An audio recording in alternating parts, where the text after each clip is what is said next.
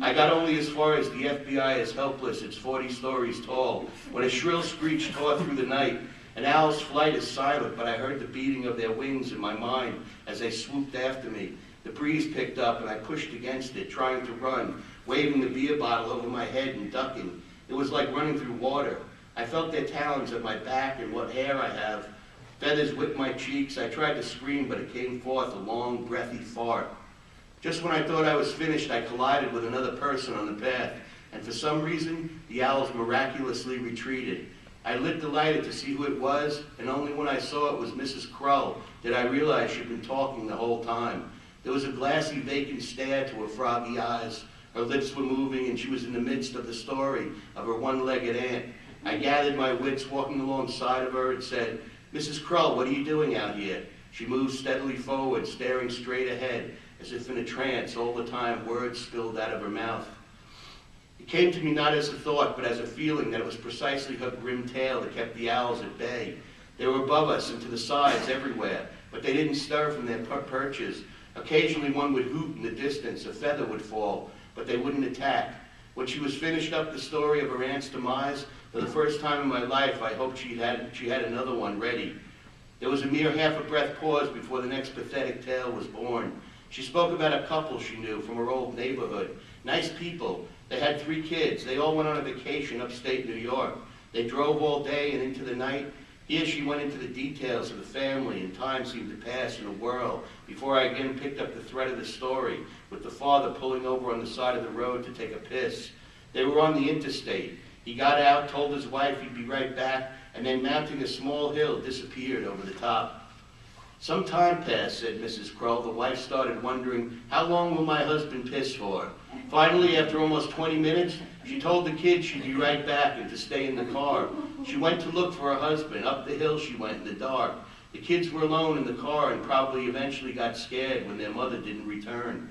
I noticed that all around us, as Mrs. Krull groaned out her story with relentless persistence, the owls were keeling off the branches and falling to the forest floor. I knew in my heart that it was my neighbor's tragic droning that rendered them insensate. Right over the rise of that small hill, unbeknownst to him and her, was the edge of a cliff. Both hadn't seen the edge in the dark and fallen 200 feet to their deaths, she said. The owls fell like pillows, hit the ground with muffled thuds. Every now and then there was a weak squawk. Then the kids, said Mrs. Krull, one after the other. First the oldest boy, Kenneth, who was in my Roberts grade. He was a mean-spirited kid. And then the middle one, the sister, she was adorable. They each went looking in their turn, and each fell to their deaths. They probably screamed in terror, but no one heard them. Maybe they landed on their parents, but it still killed them. Mrs. Krull's story was making even me dizzy. It appeared that she had subdued the owl, so I worked up the courage to escape her. Then the last child, little Freddie. I have a photo of him in shorts and a collar shirt with a small bow tie. I could just bite those cheeks. He went next up the hill in the dark, but he was my little genius and figured out what had happened. He ran to get help. Well, at least little Freddie made it, I said, and veered away from Mrs. Krull, right off the path and directly into the trees. At the moment, I didn't care where I was going. I stumbled in a rut between 2 trees, still lightheaded. The last thing I heard Krull say as I groped blindly through the underbrush was, he ran out into the highway to flag down a car, and the driver didn't see him till it was too late. I tramped unsteadily forward, kicking down owl carcasses like empty birthday piñatas out of my way. Mrs. Krull's sad bullshit had sucked their life. It struck me that the potential of her drivel was like a terrible superpower. I had a brief vision of her walking through the sky on a blue day, dressed in white robes with a halo, a 6-foot uprooted sunflower chained to her ankle, gliding along behind her. It was a fear-soaked hour or more, submerged in the dark, skinning my shins, taking branches to the face before I returned to the patio. Sitting in the wrought iron chair at the table, I popped the beer I'd been carrying and lit up a smoke. I noticed that the house was perfectly silent now. I missed the whole goddamn thing, I thought. I never got to ask my question. Lynn has long been tongue-kissed by the smartest man in the world and seen God, and I'm cast away in Owl Forest. What the fuck? After finishing the cigarette and half the beer, I got up and checked the kitchen door. To my surprise and elation, it was unlocked. I opened it and stepped into the silence of the dark house. Without even closing the door behind me, I was off on a beeline for the front door. Who knows how long it took to cross the kitchen, to reach the entrance to the living room. which itself was vast. Only when passing the occasional window did the moonlight allow me to see where I was going. Otherwise, I slammed against furniture and at one point might have tripped over a body.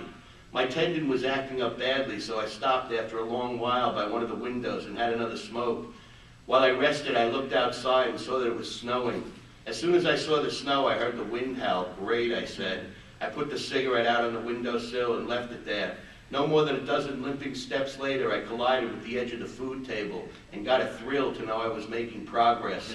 A little ways after that, I saw a small, intermittent bursts of flame in the distance. That flame was my lighthouse. For some reason, I believed it would bring me to the front door and my escape. So entranced was I with the rhythmic fire that grew ever more prominent with each painful step that I was almost upon the source of the phenomenon before I realized what was causing it.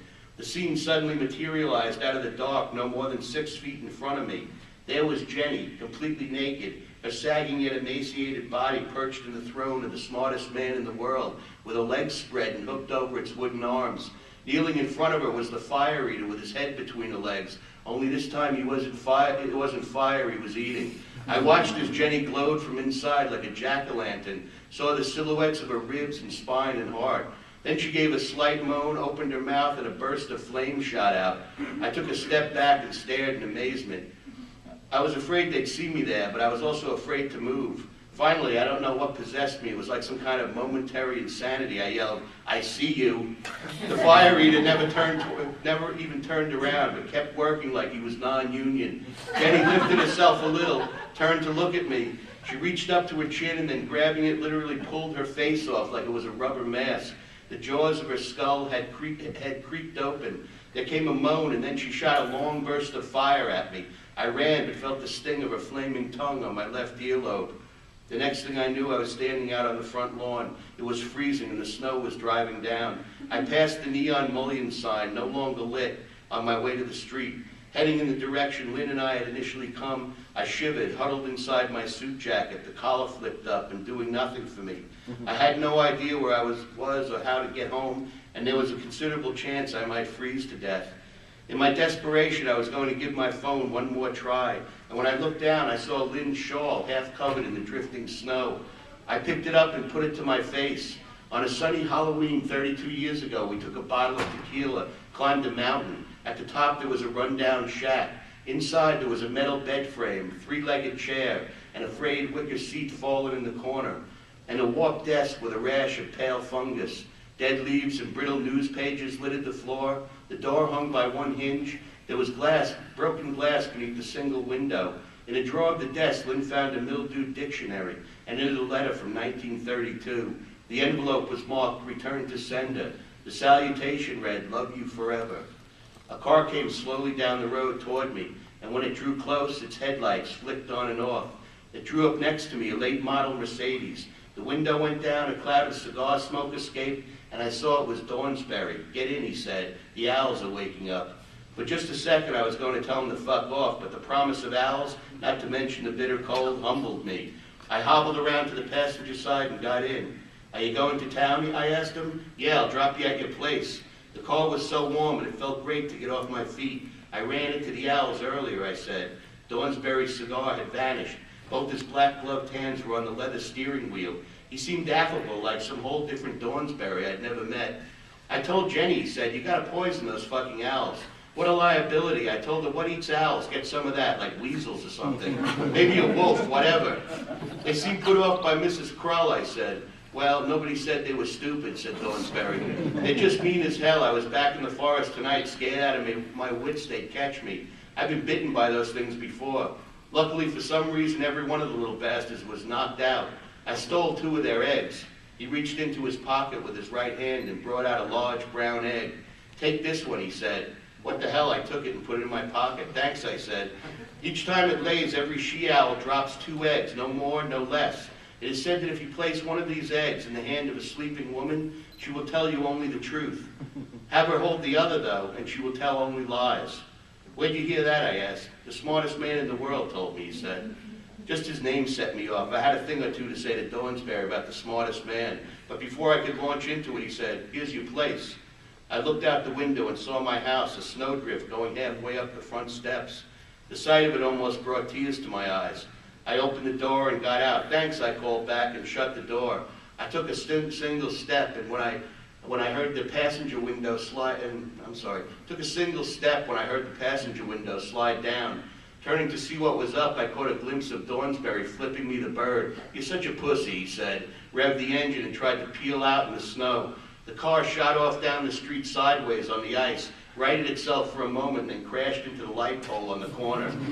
The lights were out in our bedroom. Lynn was in bed asleep. She lay on her side, her hair not so long anymore, right arm sticking out from beneath the covers. With the greatest care, I eased down on the edge of the mattress next to her. I sat for a time with my eyes closed and then carefully placed the owl egg in her right hand. "Did you ask the smartest man in the world your question?" I whispered. Perhaps a minute passed before she murmured, "Yes." "Did he answer it?" I asked. "Yes," she finally said. "Did he kiss you?" "Yes." "What was it like?" "His tongue was like 4 hot dogs." "Did you see God?" "No, I saw you stumbling through the dark forest, lost." "What was your question?" I asked. "If you still love me." And what was his answer? He said his answer had 2 parts. The first part was yes, and for the second part, he got off his throne and kissed me. I almost didn't ask it, but finally I said, "Are you in love with the smartest man in the world?" "Yes," she said. I took the egg out of her hand and got up. For a long time, I stood by the bedroom window, staring into the dark at the falling snow, listening to the screech of the wind. "After all these years," I said, and then spotted out on the street in front of the house a figure trudging by.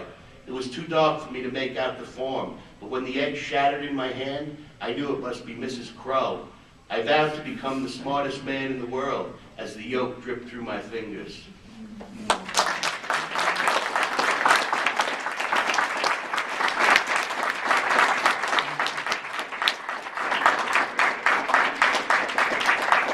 There's 4 minutes to kill. Any questions? Anything? Okay, yeah. Who published it? This was from Subterranean, a little book. It's got, I mentioned before, a lot of people came in. Robert Silverberg, Lucia Shepard, Jay Lake, and H. Baker in there as well. And it's about, a book of dreams. Okay, yeah. I know from your story notes that various of your other stories have been inspired by dreams. So is this inspired by just one dream or a number of different ones percolaged together? This is really more inspired by life, to tell you the truth. I mean, seriously, not so much, what happens, but the settings. I went to this party. Lynn has these friends who are really religious, and I went to this party at the house, and it was in this McMansion. And it was like a New Year's party, but nobody drank. You know what I mean? It was a bizarre scene. They played word games, So that kind of setting, and came back to me. And then the owls, I don't know, I was into owls for a while, and just kind of put the stuff together, I don't know where the smartest man in the world came from. What about the parrots? Where did they? The what? The parrots? Parrots? Are there parrots in it? They're all parrots? 2 gray parrots. Oh, that's true. Actually, that neighbor of mine does have these 2 parrots, and they crap all over the place. And they don't say "just kill me" in her husband's voice, but they answer the phone like one rings, one does the ring, and the other one goes "hello." So they do this act like. I think that if I listened all the time, I would hear her husband say "just kill me." And the story about her aunt is true, actually. So all that stuff just came together, and mixed it up. But I do use dreams a lot. I do get story ideas from dreams, too. Anything? Okay. Thank you for coming. I really appreciate it.